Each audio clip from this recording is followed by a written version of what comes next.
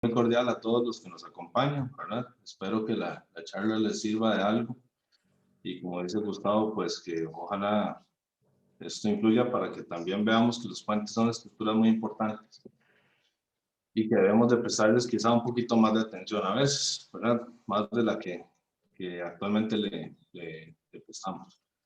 También tengo que ser un poco honesto con la presentación, ¿verdad? Es una presentación corta, obviamente aquí no puedo profundizar mucho en lo que es una prueba de carga.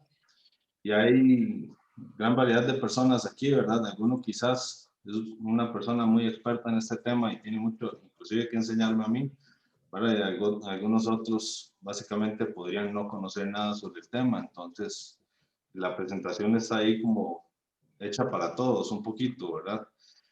Entonces, si tienen alguna pregunta más importante al final, podemos verla. Si hay algo que requiera tiempo para analizarlo, ¿verdad? Inclusive podemos postergar la consulta y verlo con detalle en otro momento. No piensen que voy a evadir. Si no logramos contestar todas las preguntas hoy, porque también supongo que el tiempo es limitado, entonces podemos retomarlo por correo electrónico o alguna cosa. Entonces voy a iniciar. La agenda es esta, parece un poco grande, pero como les decía, es una pincelada de cada concepto. Quizás el título de la presentación dice que debería enfocarme en estos tres aspectos, pero difícilmente puedo hacerlo sin interiorizar un poquito en el resto. Y para interiorizar en eso, voy a empezar con un poco el contexto de Costa Rica, ¿verdad? En términos de puentes. Me imagino que la realidad del resto de países de Centroamérica, que es donde probablemente nos acompañan, es algo similar, ¿verdad? Pero la prueba de carga, digamos, es solo una de las posibles etapas que hay dentro de todo el espectro de pruebas o inspecciones que uno puede hacer en un puente, ¿verdad? Quizás a veces estamos muy acostumbrados a que lo importante del puente es solo construirlo, pero hay mucho más que podemos hacer para mantener que este funcione de manera integral, ¿verdad? Y que se mantenga durante su vida útil. Quizás si invirtiéramos un poco más en esa prevención, podríamos también ahorrar recursos sin darnos cuenta, pero normalmente esperamos a que haya un problema, ¿verdad? Esta semana sufrimos en México una situación difícil, ¿verdad? Y básicamente eso puede ser hasta un reflejo de ese descuido que menciona don Gustavo Rojas. Eh, Dentro de lo que es una evaluación de puentes, entonces tendríamos básicamente estas posibles formas de revisar un puente, ¿verdad? Algunas son inspecciones, otras son cosas que nosotros llamamos evaluaciones. Puede ser que en otro lugar los llamen diferente, ¿verdad? No es nada extraño. Esto es el nombre que nosotros con el tiempo le hemos estado dando, pero la palabra puede cambiar, lo que está dentro del concepto quizás no tanto. Para empezar, en Costa Rica hacemos el inventario con respecto al manual de inspección de puentes. En teoría, todo puente debería estar dentro del inventario de puentes del país, ¿verdad? En nuestro caso, pues hay puentes que pertenecen a las rutas nacionales, entonces son administrados por el gobierno central de alguna manera, y hay otros que son puentes de rutas cantonales que son administrados por los municipios, ¿verdad? Entonces, en teoría deberíamos de tener todos nuestros puentes inventariados, pero lamentablemente no es así. Inclusive podríamos decir que en algún punto no sabemos ni cuántos puentes tenemos y yo creo que eso es una realidad bastante común en Latinoamérica, ¿verdad?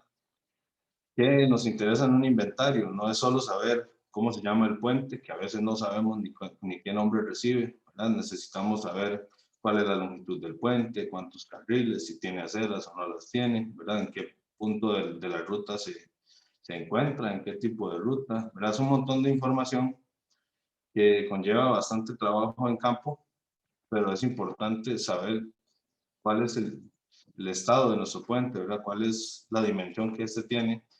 Y muy importante también es qué importancia tiene ese puente, ¿verdad? Dentro de la ruta en la cual se ubica, ¿verdad? Entonces, repito, todos los puentes deberíamos de tenerlos inventariados, son un montón de características, nosotros hacemos un levantamiento de acuerdo con lo que el manual de instrucción del MOP nos dice. Otros países tendrán otra forma de inventariar con otros formularios, otra información, pero lo importante aquí es pues, conocer las características de todo el inventario de puentes. En Costa Rica, digamos que tenemos alrededor de 1.700 puentes inventariados en rutas nacionales. Eso incluye rutas primarias, secundarias y terciarias, ¿verdad? Y ahí vemos la distribución de puentes, incluyendo solo los puentes que hay en rutas nacionales.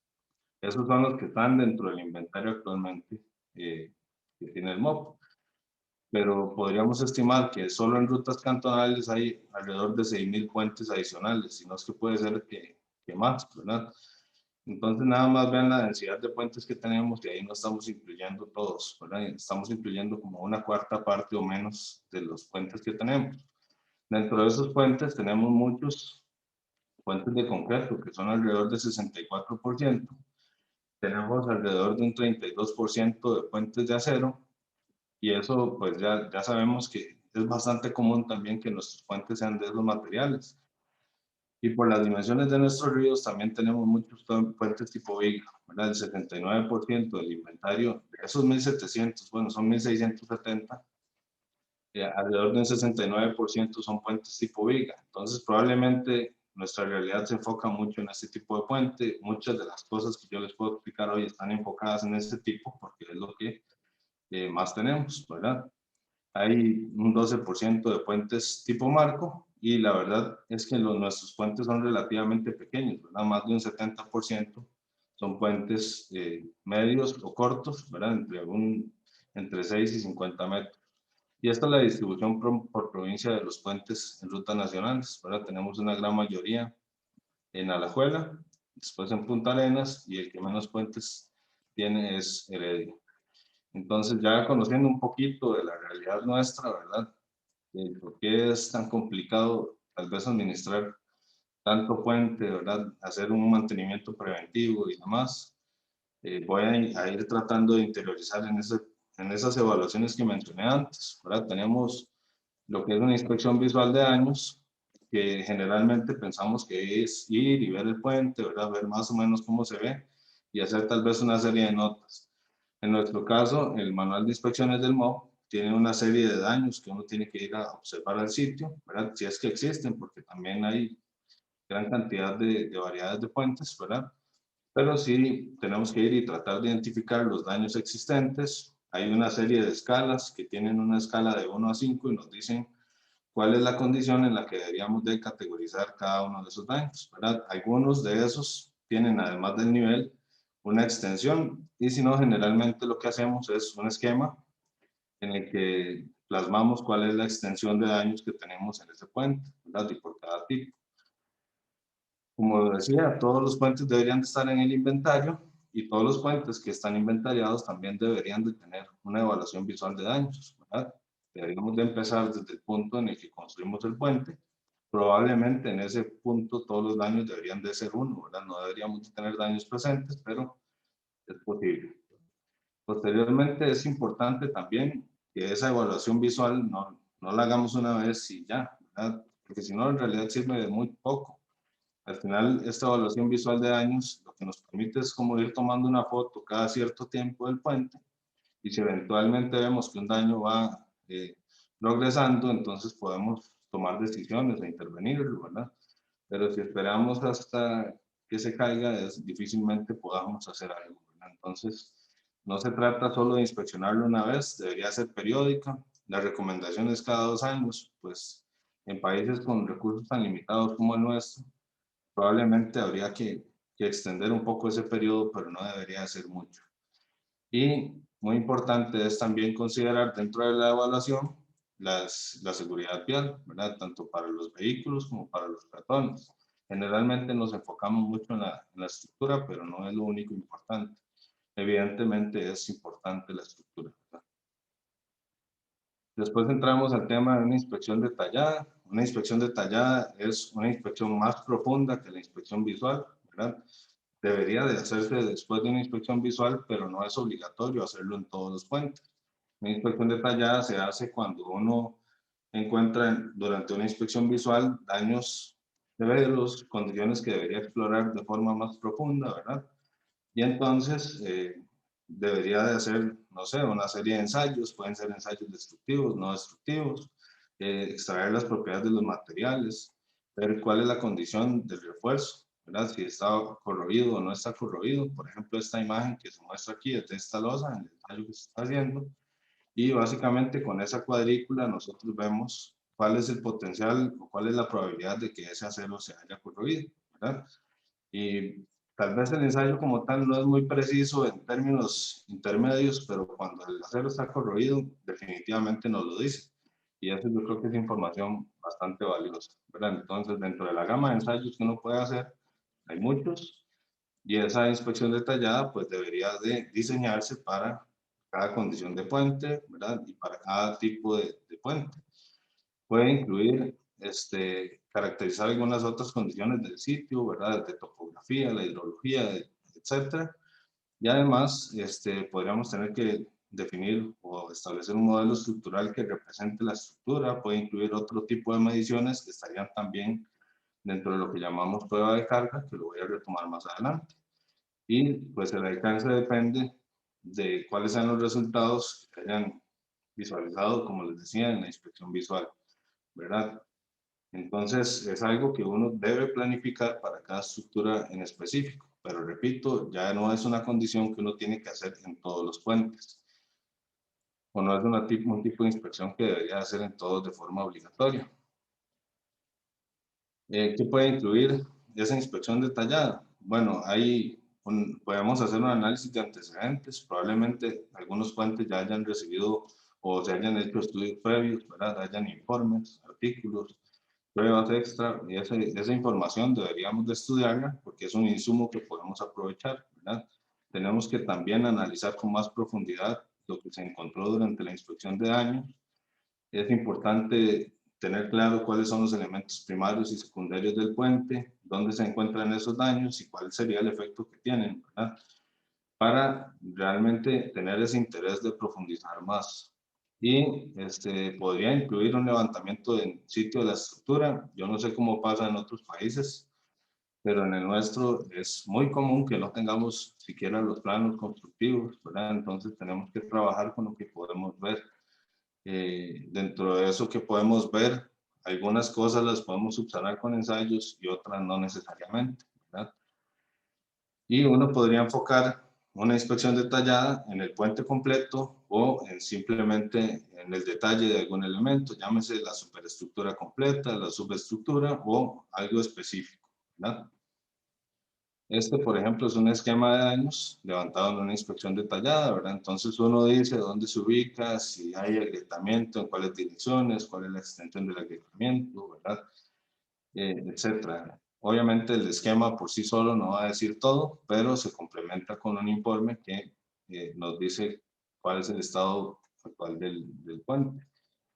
Ya entrando un poquito en lo que es la carga de los puentes, entonces tenemos el concepto de capacidad de carga. Esto puede ser parte de una inspección detallada o no, ¿verdad? Podría ser que uno necesite revisar un puente, saber cuál es la capacidad de carga que tiene disponible. Entonces, lo que hace es de alguna forma aproximar cuál es la capacidad real que tiene y de esta manera podría definir cuáles son las prioridades o determinar cuáles son las necesidades de intervención de ese puente en específico, ¿verdad?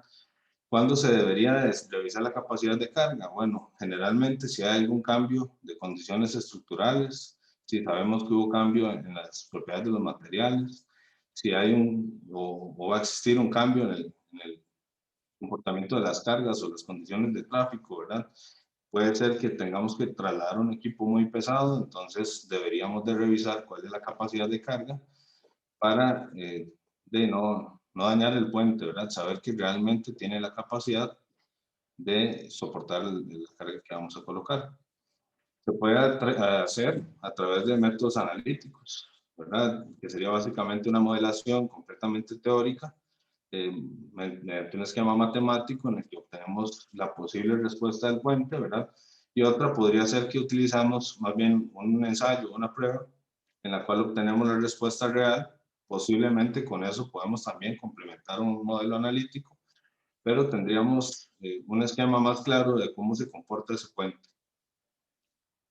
Y como les decía, esto puede ser parte de una inspección detallada. Generalmente, o por lo menos la forma más común de cuantificar esa capacidad de carga es algo que llaman los estadounidenses rating factor, ¿verdad? Y básicamente se representa con esta ecuación. Es un poco más complejo que eso, ¿verdad? Pero a grandes rasgos es simplemente saber cuánto es la capacidad que tenemos disponible en cada elemento para cada tipo de fuerza, llámese fuerza axial, fricción, cortante, etc.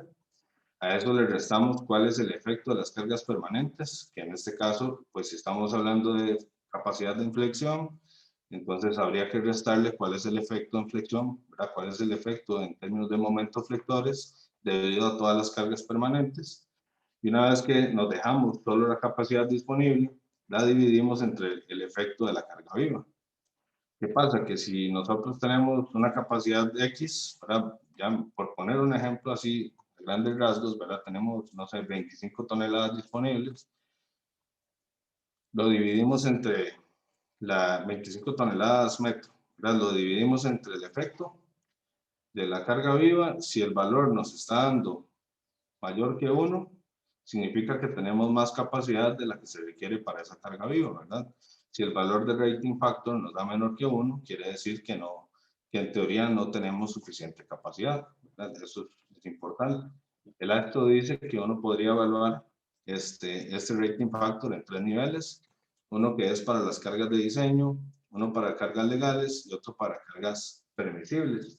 Pero no es necesario evaluar todos, también dice que debería ser de forma secuencial, primero se evalúa uno, si es necesario se evalúa el siguiente y así sucesivamente. Este rating factor generalmente se llama LRFR, para que si gustan buscarlo lo pueden buscar con esas siglas, que en español es algo como el factor de capacidad de resistencia o de carga y resistencia, ¿verdad? Una prueba de carga, entonces, podría alimentar muchas de las cosas que he mencionado antes, ¿verdad?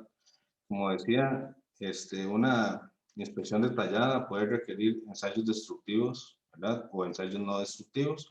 Una prueba de carga es un ensayo no destructivo, entonces podría ser que durante una inspección detallada se decida incluir una prueba de carga o no, ¿verdad? También podría ser una prueba que se haga de forma aislada simplemente para la recepción o el diagnóstico del puente, ¿verdad? O en otros casos podría ser que nosotros queremos estimar la capacidad del puente en función de del comportamiento real del puente, entonces en ese caso pues la prueba de carga tiene ese objetivo directamente, ¿verdad? ¿Qué, qué nos permite hacer una prueba de carga? Bueno, básicamente una prueba de carga es tomar el puente, colocar cargas que son conocidas, ¿verdad? Con una distribución conocida, con un nivel de carga o una magnitud conocida también, ¿verdad? Es una decisión nuestra. Entonces, una vez que nosotros decidimos de forma previa dónde vamos a colocar esas cargas, ¿verdad? ¿Cuál va a ser la respuesta que nosotros podemos obtener?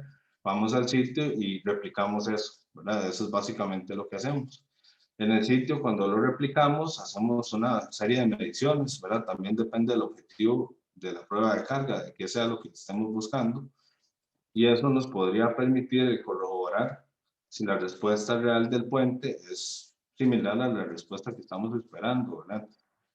Una situación muy importante en las pruebas de carga es controlar el nivel de carga, ¿verdad?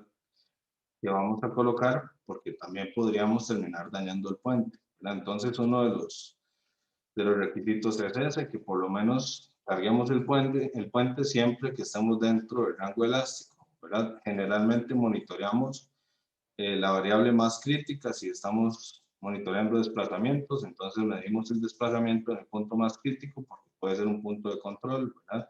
Si estamos midiendo deformaciones unitarias también, para monitorear que no estemos excediendo lo que debería.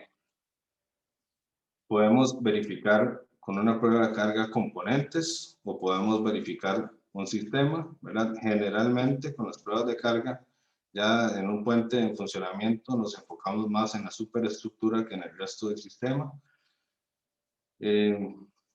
Y pues una ventaja que tiene es que aunque el puente ya exista desde hace mucho tiempo, podríamos obtener información que es viable para establecer un nivel seguro de carga. Probablemente el riesgo más elevado de eso sea durante la prueba, ¿verdad? Porque tenemos que cargarlo lo suficiente como para que la información sea válida.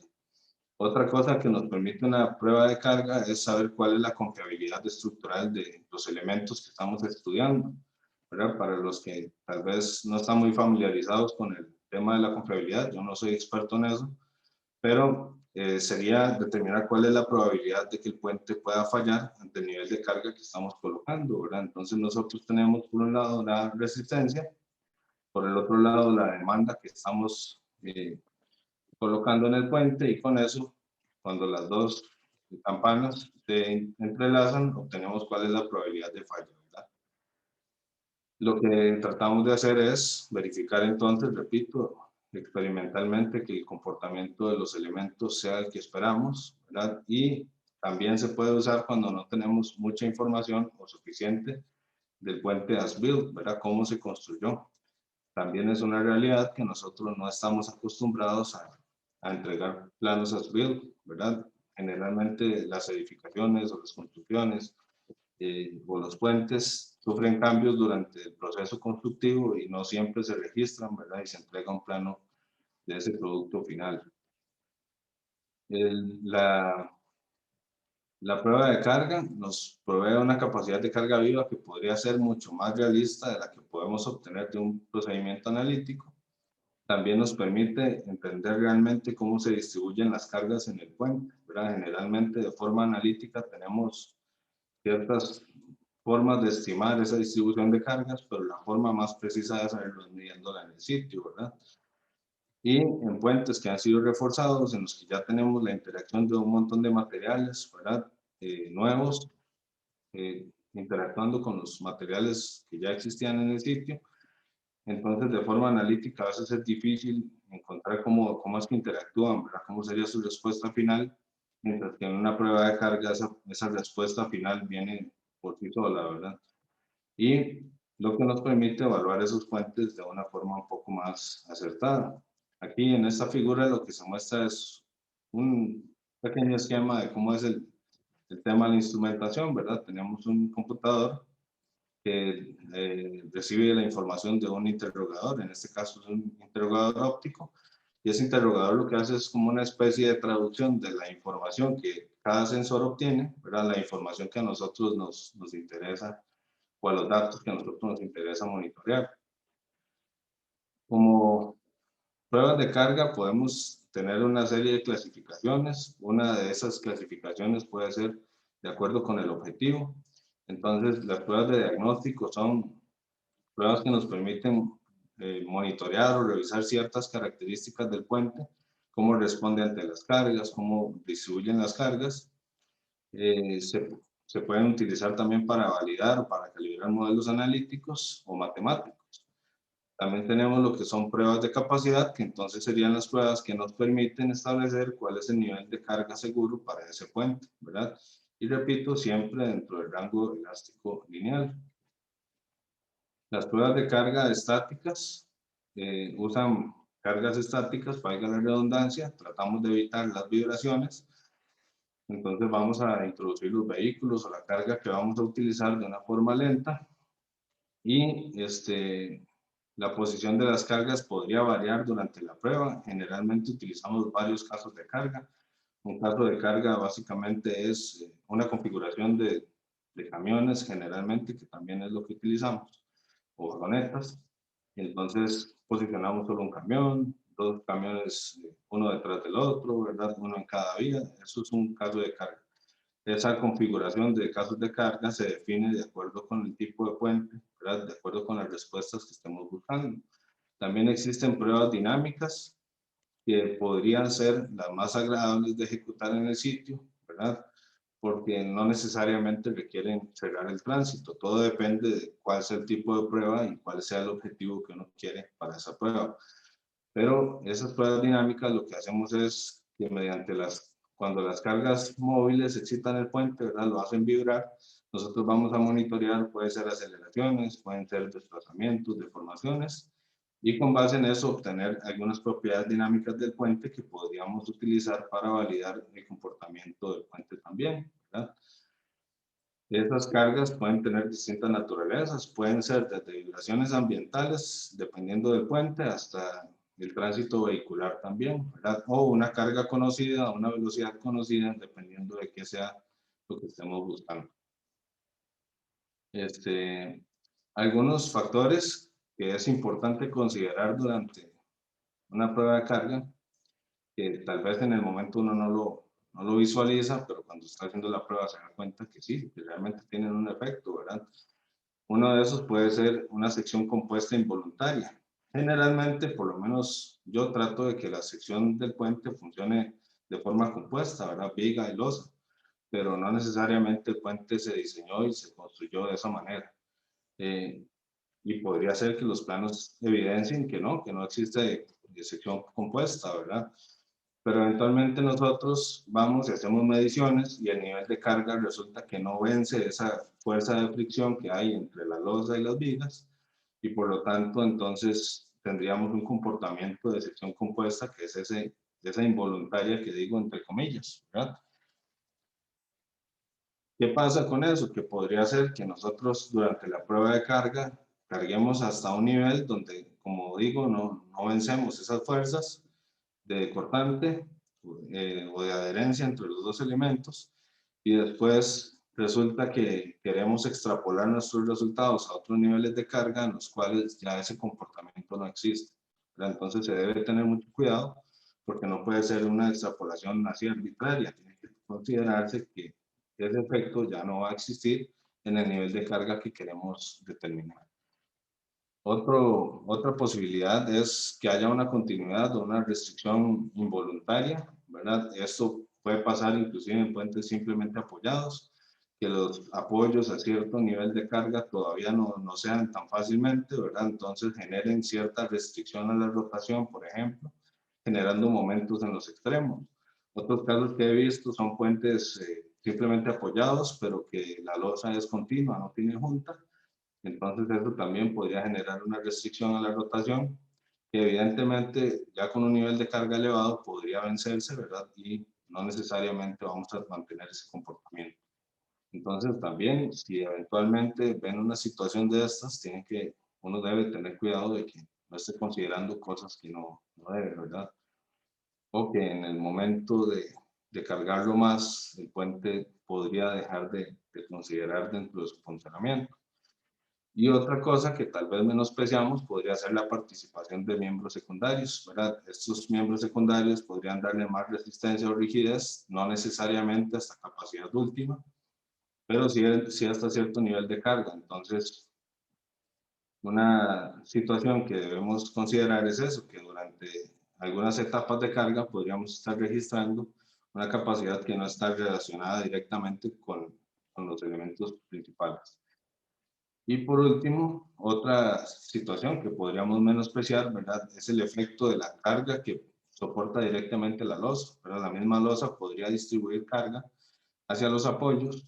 Esto dependería obviamente de qué tan rígida sea la losa, ¿verdad? Cuál sea su espesor y demás. Pero también en ciertos niveles de carga ya más elevados podría desaparecer ese efecto. Entonces no podemos simplemente seguirlo considerando, sino que ya cuando estamos extrapolando esos resultados o buscando un resultado final para utilizar, tenemos que considerar que esos miembros no tienen ese aporte. Una prueba de carga tiene que considerarse o diseñarse considerando un montón de cosas, quizás hasta puede ser que se me queden cosas por fuera el día de hoy, pero es importante ver cuáles son las condiciones de sitio, ¿verdad? Una de las situaciones importantes de considerar cuando hablo de las condiciones de sitio es la accesibilidad al puente.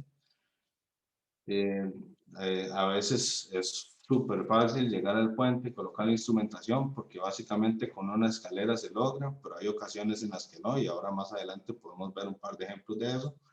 Pero entonces las condiciones de sitio actualmente, ¿verdad? ¿Cómo es el acceso? ¿Cómo es el puente? ¿Dónde se encuentra? Si tiene espacios para colocar toldos, ¿verdad? Un montón de situaciones hay que considerarlas durante el proceso de diseño. Hay que establecer necesidades objetivos de la prueba. O sea, no podemos simplemente decidir hacerla, tiene que haber un objetivo, ¿verdad? Si se trata de un puente nuevo, podría ser que queremos registrar cómo se comporta ese puente cuando está nuevo, ¿verdad? Porque después eventualmente vamos a querer a querer monitorear ese comportamiento con el tiempo y entonces podríamos valorar si algo está cambiando, ¿verdad? Si lo que queremos es determinar la capacidad de carga de un puente que ya existe, que está funcionando, entonces ese puede ser uno de los objetivos. Otro podría ser que uno quiera calibrar el modelo de un puente para algún otro uso, ¿verdad? Pero lo importante es que uno tenga claros cuáles son los objetivos finales de la prueba, porque si no lo tiene, entonces no sabe cómo instrumentarlo, el por qué instrumentarlo y dónde, ¿verdad? Repito, hay que tener en consideración distintos estados de carga, y esos estados de carga, como dije antes, pueden ser estáticos o dinámicos, y eso va a influir también en la instrumentación.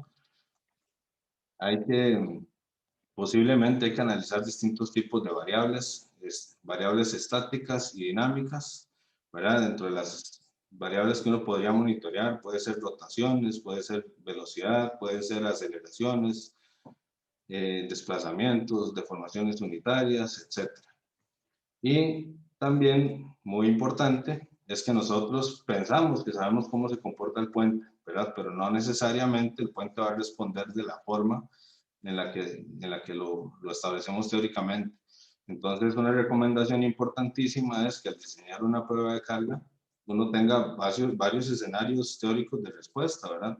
Al menos un límite superior e inferior. Uno sabe cuál posiblemente es el esperado, pero por lo menos sabe que si se encuentra dentro de ese rango es una situación segura, ¿verdad? Y obviamente esos escenarios teóricos de respuesta deberían de estar bien justificados. En la prueba de carga, otra vez, porque es importante, hay que asegurarse de que la respuesta no se vaya a salir del rango elástico, porque si llegamos al rango elástico vamos a dejar deformaciones permanentes en el puente que no habían antes de la prueba, ¿verdad? Y después, todo lo que he dicho antes define claramente dónde tenemos que colocar los sensores, ¿verdad? Y esos sensores son precisamente los que nos permiten analizar esas variables estáticas o dinámicas. Esta figura nada más lo que quiere mostrar es que no necesariamente el modelo que uno utilice para una prueba tiene que ser el más complejo del mundo, depende del puente, ¿verdad? Hay como 3 escalas de modelación estructural. Ahora vi que estaban hablando de BIM, posiblemente en BIM, entonces tenemos inclusive otros niveles de modelación donde colocamos más información de la que podemos ver a simple vista, ¿verdad? Pero uno puede tener desde un modelo muy simple en una dimensión que le da la información que está buscando, ¿verdad? Puede ser en 2 dimensiones, que si uno ve esto, el primero parece más como tridimensional, porque en realidad las cargas actúan en el otro plano, pero se llama un modelo de 2 dimensiones cuando toda la estructura está modelada sobre un único plano. Y un modelo tridimensional en el que sí, ya modelamos excentricidades, ¿verdad? Las secciones, si trabaja en sección compuesta o no, un montón de, todo lo que uno pueda incorporar realmente al puente, pero tiene que evitar de todas formas modelar cosas que pueden generar cierto ruido, ¿verdad? Por ejemplo, una baranda que tal vez estructuralmente no aporta mucho, pero podría generar ruido en el modelo y darnos información que en realidad no estemos buscando. Como un ejemplo de prueba de diagnóstico se hizo en el puente del río Purires hace algunos años. Entonces, básicamente había que entrar, ¿verdad? Por debajo del puente. Es un puente de varios vanos. Se utilizaron distintas configuraciones de carga, se monitorearon también variables estáticas y dinámicas. Y pues de ahí salieron algunos resultados de cosas que se debían modificar en el puente. Algunas cosas se hicieron, otras no necesariamente, pero es una muestra de una prueba de diagnóstico. De esas pruebas uno entonces instrumenta. En este caso pueden ver que aquí hay unos dispositivos colocados en la figurita, como unos cuadritos, ¿verdad? Hay unos que son para medir deformación unitaria, y entonces si uno logra monitorear esa deformación unitaria en 2 alturas distintas del elemento, puede ver cuál es la distribución de deformaciones y con eso correlacionar cómo es el comportamiento completo de la viga, ¿verdad? Que en este caso es una viga en sección compuesta. También con esas deformaciones, si es que se puede, porque no todos los materiales lo permiten, uno podría calcular el esfuerzo, ¿verdad? Y con eso ver cuál es el nivel de esfuerzo que tiene ese material, en qué ubicación me encuentro dentro de la curva de esfuerzo de formación del material y saber cuánta es la capacidad que tengo disponible todavía. Cuando digo que hay materiales que no lo permiten, me refiero tal vez a un concreto reforzado en el que yo coloco la gaiga de forma externa, ¿verdad? Y posiblemente durante el monitoreo durante la etapa de prueba de carga lo que voy a registrar son aberturas hasta de grietas, ¿verdad? No necesariamente eso me permite correlacionar el esfuerzo en ese punto, pero sí me permite tal vez tomar algunas decisiones con respecto a cómo se está comportando el elemento. Y aquí, por ejemplo, esta figura muestra que no siempre lo que uno espera es lo que obtiene, ¿verdad? Más o menos esta línea celeste muestra cuál era el comportamiento esperado en ese puente en términos de esfuerzo, y la figura que es la línea rojita, ¿verdad? Esa lo que muestra es cuál fue la distribución de esfuerzo real o cuál fue el esfuerzo máximo real en cada una de las vigas del puente. Entonces vemos que sí hay una gran diferencia, ¿verdad? Eso lo que nos dice es, bueno, hay que a lo mejor revisar algunas cosas, ¿verdad? Puede ser que haya mucha libertad de movimiento o algo más, pero lo importante es que tengan claro que no necesariamente lo que uno anda buscando o lo que cree que va a encontrar es lo que encuentra, ¿verdad? Hay que tener un poquito de cuidado con eso. Esta otra figura lo que muestra es lo que les mencionaba de la confiabilidad estructural, ¿verdad? Entonces nosotros tenemos aquí estos dos casos de carga, y esto de la derecha básicamente muestra cuál es la confiabilidad estructural del puente,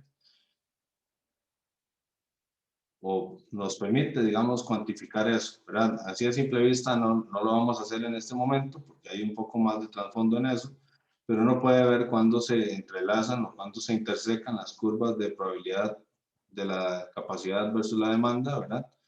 Y dependiendo de cuánto se entrelacen, esa es la probabilidad de fallo. Pero sí sabemos que dependiendo del caso de carga, entonces la confiabilidad va a ser distinta. Obviamente las decisiones las vamos a tomar de acuerdo con el caso de carga que es más típico para nosotros. Algunas pruebas de recepción que hemos hecho, estas son en un puente en Siquirres, que fue un puente que construyó el ICE, está fuera del proyecto hidroeléctrico de Ventazón, pero ellos querían probar cómo era el comportamiento del puente, ¿verdad? Entonces uno entra por debajo, coloca algunos dispositivos de medición, en este caso es un puente preesforzado, entonces generalmente es mucho más agradable un puente preesforzado que uno reforzado, de concreto reforzado para poder cuantificar lo que está pasando. Aquí se ve donde también tenemos dos casos de cargas distintos, ¿verdad? Uno de un puente, de un camión detrás del otro o dos en el mismo.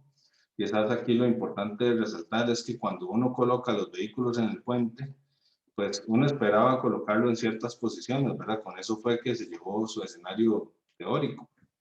Pero en el sitio, pues, lo está manejando una persona, ¿verdad? No necesariamente lo va a dejar en la posición que uno espera con precisión. Entonces, es importante que además de cuantificar el nivel de carga que hay por cada eje del vehículo, también se defina con precisión. Tampoco tiene que ser milimétrica, ¿verdad? Pero sí una precisión relativamente buena, cuál es la posición del vehículo en el puente. Esto gráficamente nada más muestra esos dos casos de carga que mencioné ahorita, ¿verdad? La posición de los ejes, cómo se ubican de acuerdo con los valores de referencia que nosotros tomamos, ¿verdad? Por ejemplo, en ese caso, la línea de centro. La línea de centro longitudinal y transversal, ¿verdad? Este es otro caso sobre toma de aguas en el proyecto hidroeléctrico Reventazón. Entonces, en ese caso, pues no todos los vehículos que había disponibles podían entrar al puente. En este caso vemos aquí la grúa, esa sí tenía la posibilidad de accesar, pero no nos servía un único caso de carga. Entonces, en ese escenario, la decisión que tomamos fue utilizar las pesas de la grúa, ¿verdad? Los contrapesos que utiliza para estabilizarse, y simplemente fuimos colocando uno sobre otro y con eso aproximamos nuestra carga deseada, ¿verdad? Aquí es donde tal vez ya uno comienza a ver que no todas las condiciones son sencillas, ¿verdad? En estos que mostré antes, como decía, con una escalera uno puede accesar. siempre hay que tener algunas consideraciones extra, ¿verdad? La longitud de los cables de los sensores y demás, pero puede ser que en el sitio no sea realmente, yo me brinqué una diapositiva, ahorita la retomo, no sea necesariamente fácil accesar y colocar los sensores, ¿verdad? Probablemente haya lugares donde haya que construir infraestructura temporal, ¿verdad? Alguna pasarela o algo donde podamos subirnos nosotros de forma segura y que no influya en la respuesta del puente, o por lo menos que no influya de forma considerable. Pero en este caso, el puente tenía una partecita aquí en la que todavía se podía anclar esta plataforma solo de un lado, entonces el puente no se cargó por completo. Pero en este otro caso, que es en el mismo proyecto hidroeléctrico, ahí, pues definitivamente no había ningún talud, nada donde anclarnos, y la única manera era generar una plataforma, una pasarela colgante sobre el puente y empezar a trabajar ahí, ¿verdad? También es un trabajo que conlleva riesgo porque, y en este caso la altura son como 60 metros o no sé cuánto realmente, pero sí era bastante alto y hay que estar subiendo y bajando. Hay que tener mucho cuidado, ¿verdad? Hay que tratar de hacer el trabajo bien, pero sin dejar de lado el tema de la seguridad. Y este es otro caso en el Huarco. Aquí tal vez el acceso también era un poco más sencillo. Este era un puente de acero. Una situación importante es que antes de empezar a tomar cualquier dato, uno debería asegurarse de que la respuesta que obtiene es la correcta, ¿verdad? Los sensores son sumamente delicados. Cualquier cosa que les pase, bueno, depende de la tecnología, pero de todas formas, cualquier cosa que le pase al cable o al elemento que conduce la respuesta es muy crítica. Entonces, por ejemplo, a mí me pasó una vez que un simple cable se dañó por alguna razón, porque la forma en la que teníamos el equipo era de estar conectando directamente al interrogador y en una prueba simplemente no quiso funcionar. No era fácil diagnosticar el problema ahí, tuvimos que posponerla. Eso fue lo que nos pasó. Entonces, y no necesariamente es que no se revisó el equipo funcionando antes, simplemente que en ese proceso de revisarlo en la oficina, ¿verdad? Ahí con toda la comodidad del mundo, trasladar el equipo y volver a conectar, algo pasó, ¿verdad? Entonces, el equipo hay que asegurarse de que está midiendo de forma correcta. Uno debería tener algún mecanismo para asegurarse de eso. Nosotros tenemos el equipo calibrado, cada año lo mandamos a revisar, nos aseguramos de que las mediciones sean las correctas, pero como les digo, entre una medición y otra, algo puede pasar en el equipo. Entonces siempre hay que estar monitoreando que funcione bien. Voy a devolverme porque me pasé una diapositiva que era importante, ¿verdad? Del río Peje, que era este que tenía estos estados de carga.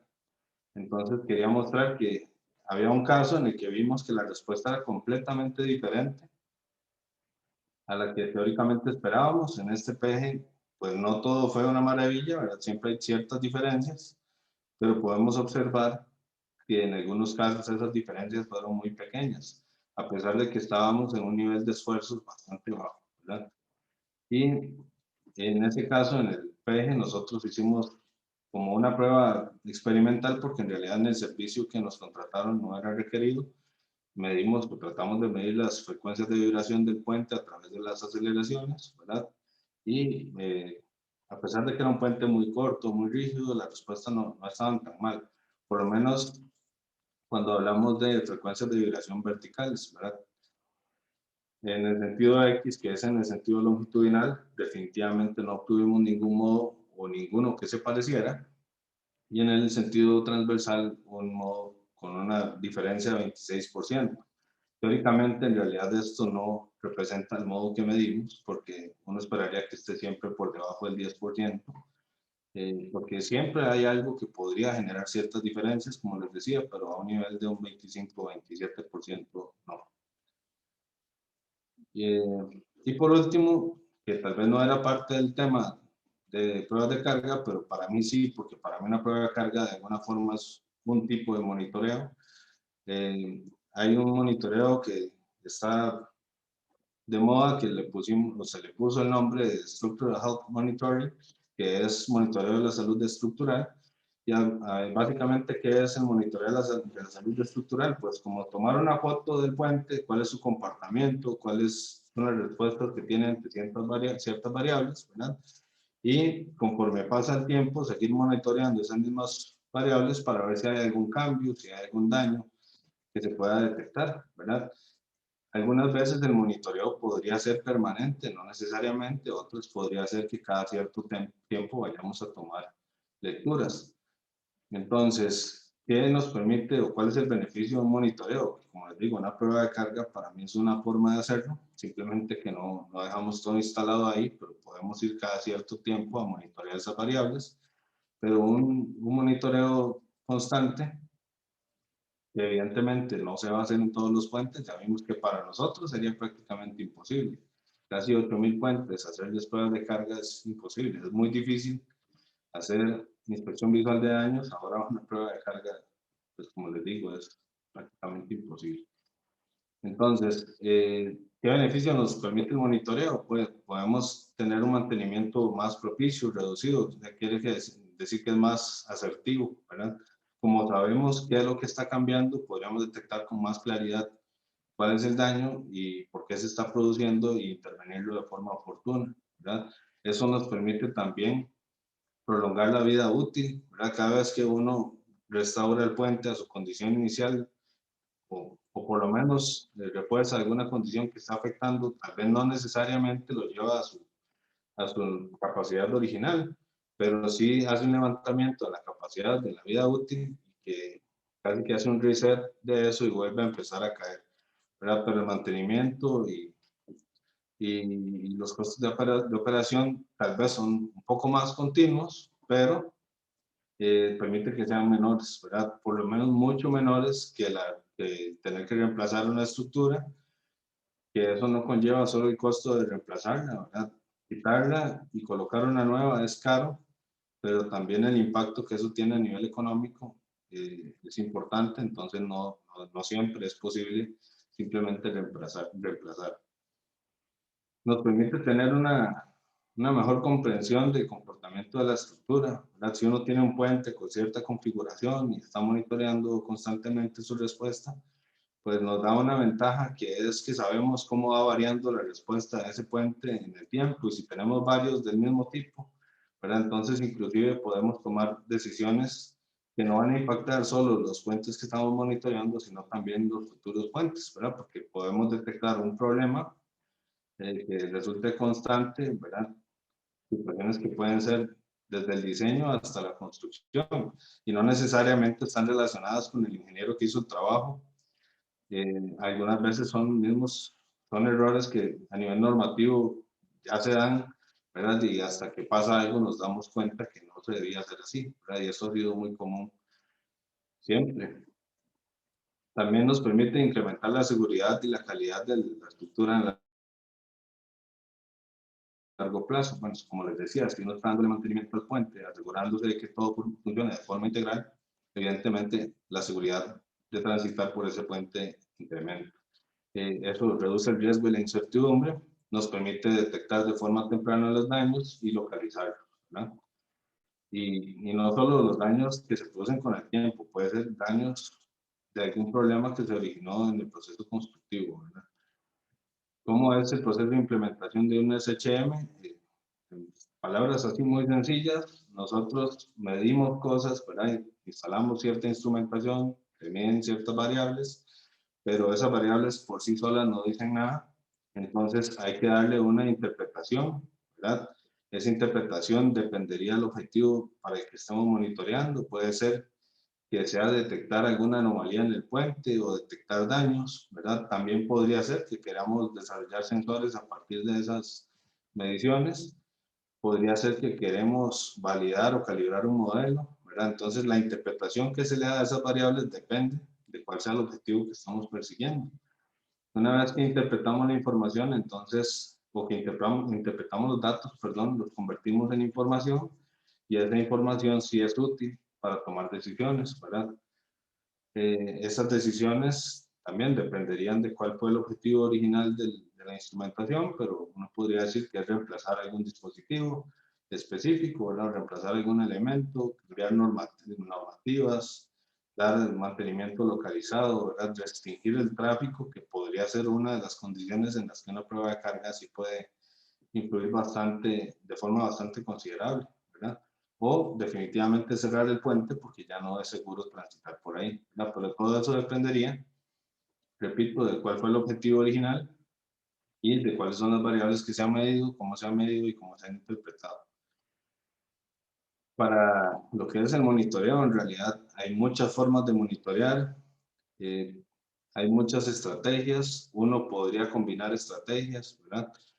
Eh, Algunas veces hay estrategias que son más costosas que otras, ¿verdad? No es lo mismo tratar de monitorear un puente a escala local porque hay un elemento que en definitiva es crítico en el puente y nos puede dar suficiente información como para saber cómo se comporta, o podría ser que haya puentes en los que requiera uno un monitoreo más extensivo porque hay mucha independencia entre un elemento y el otro. Ahorita vamos a ver un caso quizás más sencillo de eso que estoy explicando. Puede ser que uno quiera monitorear parámetros solo mecánicos, ¿verdad? O que quiera relacionar con el comportamiento mecánico del puente, pero también podría ser que quiera monitorear otros parámetros, ¿verdad? Inclusive cómo se comportan los materiales químicamente, etc. La forma en la que se hace la adquisición de datos influye, puede ser que sea periódico, que sea completamente continuo, o sea, siempre se están tomando mediciones. También puede ser que sean esas mediciones, aunque siempre se están dando, son en tiempo real, o sea, uno pasa procesando automáticamente en tiempo real la información, o podría ser que haga ciertos cortes, ¿verdad? Eso depende de, pues, de cuántos recursos se tengan y realmente cuál sea la necesidad para esa estructura en específico, ¿verdad? Estos son algunos pasos de lo que se dice que se debería hacer para una instrumentación, que en este caso estoy diciendo es para un monitoreo, pero no distan mucho de lo que uno podría hacer para una prueba de carga, ¿verdad? Entonces, lo primero es identificar los objetivos de esa instrumentación, ¿verdad? Analizar cuáles son los posibles riesgos que afecten la integridad de la estructura. Hay que tener, o sea, prever o mitigar los posibles riesgos. Posteriormente hay que asociar cada uno de esos posibles riesgos, ¿verdad? ¿Qué es lo que uno espera monitorear? Tiene que asociarlos con cambios en la respuesta estructural, ¿verdad? Uno sabe que hay cosas que van a cambiar el comportamiento del puente en el tiempo, entonces, ¿qué tiene que hacer? Monitorear esos posibles cambios, pero entonces el cambio puede ser una cosa y cómo se vea reflejado es otra. Entonces hay que tener muy claro cómo voy a reflejar yo esos cambios, ¿verdad? En términos de mediciones para poder correlacionarlos al proceso de la información.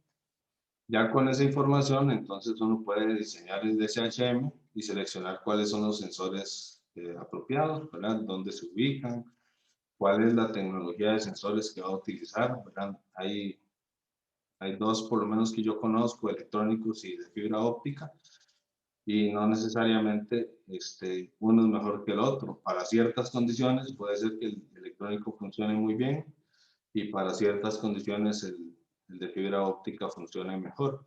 El de fibra óptica probablemente funcione mucho mejor cuando las distancias que hay que cubrir son muy grandes, ¿verdad?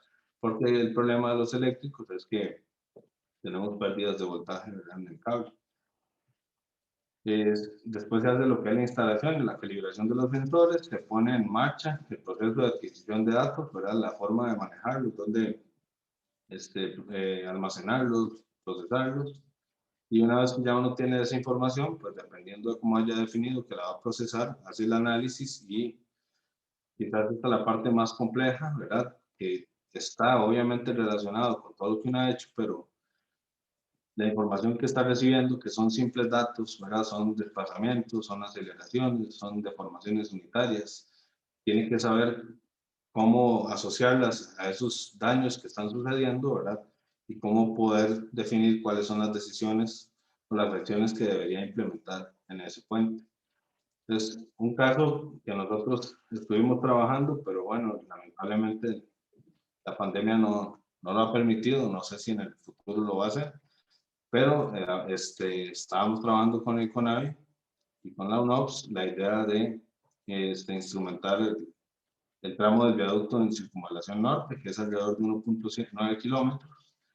Este viaducto pues tiene la particularidad de que son una serie de superestructuras simplemente apoyadas, y ahí es cuando yo les decía, uno no puede instrumentar simplemente un elemento y asegurar que el resto está igual, ¿verdad? Porque cada superestructura era completamente independiente a la que le seguía, ¿verdad? Entonces, podría ser que en una no haya daño y en la otra sí. Ahí lo que uno tiene que hacer pues es monitorear algo que tenga de alguna forma representatividad de estadística, ¿verdad?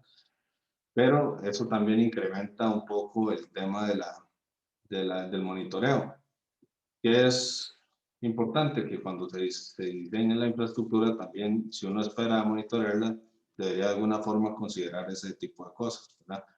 No necesariamente hay que cambiar toda la estructuración, pero sí por lo menos algunas decisiones podrían favorecer ese proceso de diseño. Algunas instrumentaciones se hacen de forma permanente, esta la intención era hacerla de forma permanente, al menos durante 5 años, pero esa instrumentación permanente puede estar dentro de la estructura, es decir, yo le coloco inclusive sensores al refuerzo, a los cables de refuerzo, empotrados dentro del concreto, etcétera, o puede ser que los coloque por fuera, ¿verdad? Eso es válido. Hay muchos países donde desde la construcción ya se establece que hay que colocar ciertos sensores porque eventualmente se van a estar monitoreando esas variables y se necesita que el sensor esté colocado, ¿verdad? Ahí se definieron una serie de escalas, como les decía, no necesariamente de estrategias, perdón, la estrategia no debe ser única, pero sí uno tiene que tener como un rumbo claro de qué es lo que espera obtener, ¿verdad? Aquí están cuáles son los posibles riesgos, qué es lo que uno podría buscar, monitorear por si en algún momento se genera algún daño, ¿verdad? Cómo se podría materializar ese daño y por lo tanto con qué posible sensor podría monitorear. Y este puente, como, bueno, este viaducto, como les decía, como era bastante extenso, 1.9 kilómetros, creo que eran como 40 superestructuras, algo así, ya no recuerdo la verdad. Pero, entonces, no se puede monitorear absolutamente todo. Habían ciertas condiciones que ya eran de preocupación para la institución con la que estábamos trabajando, y habían otras situaciones que eran, ya estaban implícitas en la misma estructuración del puente, ¿verdad? Uno, ya sea en una prueba de carga, un monitoreo permanente, como sea, tiene que tener muy claro también en qué puntos precisamente va a monitorear esas variables. Y una especie de comercial, yo vengo representando, o estoy representando hoy la Escuela de Ingeniería en Construcción, pero también el Centro de Investigaciones en Vivienda y Construcción. En el CIFCO, son las siglas, estamos acreditados para hacer inspección, y dentro de la inspección que tenemos acreditada, que básicamente lo que dice que se ha acreditado es que seguimos una y otra vez un procedimiento estandarizado. Algunas cosas tienen procedimientos ya predefinidos por alguna otra institución y otras pues son procedimientos que nosotros mismos hemos diseñado. Ya está incluido lo que es inventario de estructuras de puentes y alcantarillas, inspección visual de estructuras de puentes y alcantarillas, inspección de inventario de alcantarillas mayores y la inspección de superestructuras por prueba estática. En este momento ya estamos trabajando en un procedimiento para inspección por pruebas de carga dinámica, pero todavía no lo tenemos definido. Sin embargo, sí tenemos alguna experiencia en ese sentido, ¿verdad? Básicamente esa sería mi presentación y pasamos a la sección a la sección de consulta. Bueno, muchas gracias, Ángel. Pasaríamos, sí, como ya dice Ángel, a una sección de preguntas. Adelante. Tal vez para facilidad, si levantan la mano.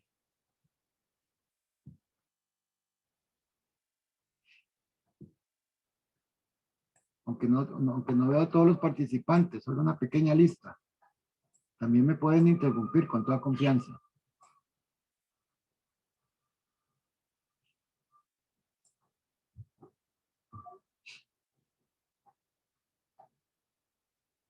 ¿Preguntas? No, jefe, yo creo que no hay preguntas. Vamos a ver, demos un... Ahí ya apareció. don Jonathan. Don Jonathan, adelante. Tal vez, bueno, primero darle las gracias y la verdad muy interesante la presentación. En el tema, me parece que sí, bueno, es bastante trascendental, ¿verdad? Tal vez concisa o específicamente con la pregunta, comentabas, bueno, obviamente que el tema de instrumentación debe venir establecido desde el diseño, debe venir definido desde el diseño. Más bien mi pregunta, bueno, usted nos contabas que tenían, bueno, o al menos ilustrabas al final con la experiencia que tenían con UNOPS y con AVI, con el proyecto que está ahorita de Circunvalación Norte. A mí me gustaría saber en qué otros proyectos han tenido ustedes, digamos, con este tipo de acercamiento o tienen conocimiento de que se esté implementando instrumentación, digamos, a este nivel tan formal, ¿verdad? Porque ya, digamos, hablar de instrumentación en un diseño, desde el diseño, pues es algo mucho más formal, ¿verdad? Me gustaría saber, digamos, si tienen, digamos, además de ese proyecto, ¿qué otros proyectos en qué otros proyectos han implementado, digamos, instrumentación o tienen, digamos, noción de que se esté considerando como parte de los procesos de diseño a futuro o también, digamos, o no solo, digamos, y no solo hablando en proyectos nuevos, sino también, digamos, en intervención de proyectos si tienen identificado, digamos, o pueden darme un número de proyectos que estén considerando ser instrumentados. Gracias, Jonathan. Más bien, gracias a usted por participar.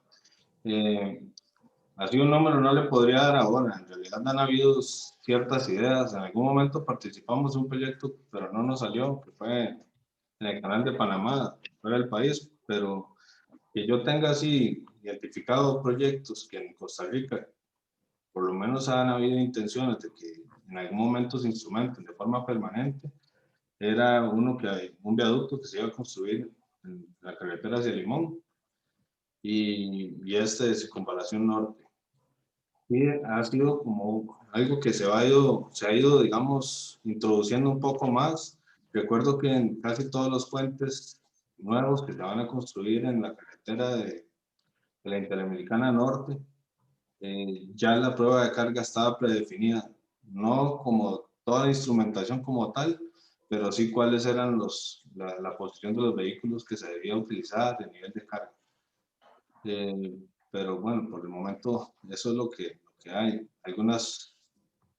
Digamos que el mayor acercamiento de nosotros con este tema ha sido con el ICE y los demás generalmente han sido por iniciativa propia, también por tratar de generar más experiencia en ese sentido, ¿verdad? Gracias, Ángel. Sí. ¿Tienes otra pregunta, Jonathan? No. Sí, nada más para que me aclare al final eso que comentó de iniciativa propia del programa de ustedes en el CIPCO o iniciativa propia de la administración encargada del mantenimiento y construcción de los puentes con AVI. No, como comenté, algunas iniciativas se han salido del CONAVI, pero no necesariamente se han concretado. El tema siempre, lo difícil es el tema de los recursos, ¿verdad? Pero cuando hablaba de iniciativa propia, sí, de nosotros como centro de investigación, ¿verdad? Tenemos que estar tratando de desarrollar mejor los temas que trabajamos, ¿verdad? Y estar en constante planificación. Un caso claro, y es el tema que mencioné al final, ¿verdad? Que tenerlo acreditado no implica solo que ya lo hacemos de una forma estándar. Eso implica que cada año tienen que revisar si estamos aprendiendo más sobre ese tema, tenemos que estar haciendo unas evaluaciones, tenemos que estar revisando formalmente la calibración de los sectores. Y todo ese tema, digamos, nos obliga a estar constantemente en hacer algo, haya o no proyectos en donde ejecutarlo. Obviamente, lo mejor sería que siempre estemos haciendo esto, pero repito, hasta que no tengamos una cultura en la que para nosotros sea casi que obligatorio hacerlo, no lo vamos a poder hacer, ¿verdad? Y es importante casi que desde el proceso, desde antes de iniciar el mismo diseño, uno ya esperaría que se defina que al final quiere una instrumentación. Yo como diseñador de puentes sería feliz si en todos los puentes que diseño se hace una prueba de carga, porque así sé cómo se comporta, ¿verdad? Eso me podría asustar o me podría dar tranquilidad, pero al menos sé que si hay que hacer alguna intervención se hace de forma oportuna, ¿verdad? Yo creo que eso es lo que tal vez a la administración debería preocuparle más. Muchas gracias. Pregunta. Gracias a usted, Jonathan. ¿Alguna otra pregunta?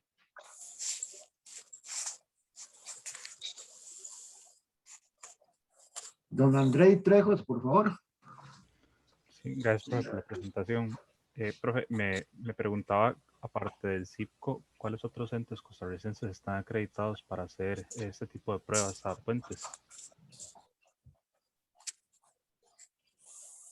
No se escucha, Ángel. Utiliza el micrófono. Sí, sí, gracias. Andrei, hasta donde yo sé, ¿verdad? A menos que recientemente haya cambiado, acreditados solo nosotros. Y de hecho creo que en Centroamérica y cuidado no en Latinoamérica, ¿verdad? No quiere decir que seamos los únicos que lo hacemos, simplemente que nosotros hemos tomado la decisión de acreditarlo. En pruebas dinámicas sí sé que el ANAMO tiene bastante experiencia en el país, desconozco si han hecho pruebas de carga estática o qué tanto lo han hecho, ¿verdad? Pero que sepa, acreditado no, por lo menos. Ok, listo, muchas gracias. No, me Gracias. preguntaba porque, bueno, es algo para estar orgulloso realmente, porque significa que el CIPCO está bajo un procedimiento estándar. Entonces, al ser prácticamente el único en Centroamérica, como lo mencionas, algo pues de estar orgulloso. Sí, sí, yo creo que en el país es solo el CIF. Y eso es lo mismo que pasa con las acreditaciones. Hay un montón de universidades, algunas están acreditadas, otras no, ¿verdad? En ese sentido, algunos hacen también ese tipo de trabajos, pero no están acreditados, por decirlo así, ¿verdad? Y estar acreditado, lo que es para el cliente, no es más que un sello de calidad. Bien, Andrés Calderón. Sí, buenas noches.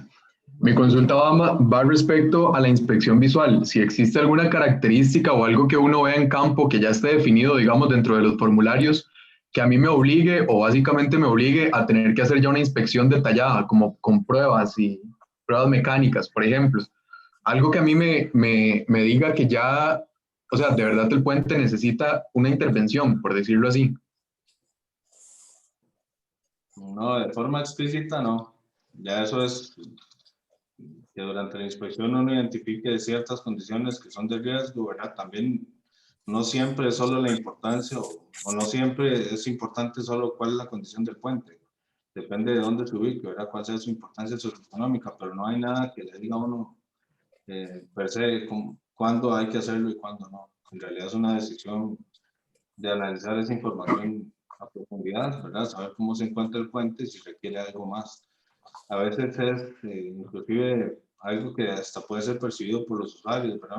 Una vibración excesiva o un desplazamiento excesivo, ¿verdad? Hace poco había mucho temor con el puente de Cachí. Cosas de ese tipo tal vez podrían, digamos, fomentar la necesidad de una prueba detallada o una inspección visual detallada, perdón, o una inspección detallada. Ya se me agarraron las palabras. Gracias. Perfecto, perfecto, muchas gracias.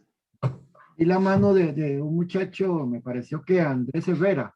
No sé si ya no quiere preguntar o el que tiene la foto ahí en un... Sí, era nada más una pregunta rápida. Profe, Adelante. ¿ustedes participaron en la inspección del Puente de la Amistad? Que ese es muy particular o no. No sabría a cuál inspección se refiere usted. Nosotros fuimos con el diseñador que vino, que fue don Helmut Wenzel. En realidad vino invitado por nosotros, creo. No tengo certeza ahorita porque la que organiza ese tipo de cosas es Janina. Pero me parece que sí, que si es la que yo pienso, fue con él, ¿verdad? Con el diseñador. Y él fue el que realmente hizo la inspección, nos dijo cuáles son los posibles problemas, ¿verdad? Inclusive había propuesto que hiciéramos algunas pruebas, pero en realidad no las hemos hecho. Listo, por ahí, profe. Gracias, Ángel. ¿Alguna otra pregunta? Sin miedo.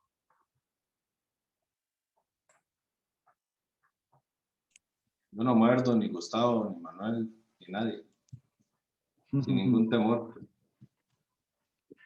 No hay nada, Ángel, en la normativa nuestra que obligue ya a instrumentar los nuevos puentes. No, en Bueno. puentes no. No hay nada. Como le digo, ya uno ve, digamos, algunos planos de puentes donde se solicita una prueba de carga, por lo menos para la recepción, y ya las hemos cotizado también, pero son proyectos que todavía no se han construido. Algunos otros al final, aunque la prueba se definió al inicio, no se ejecutó, ¿verdad? Pero no hay nada que lo obligue a hacerlo. Esperamos que tal vez pronto, no como una obligación, porque la normativa nos obligue, sino porque realmente eso trae un beneficio, ¿verdad? Sí, sí, gracias.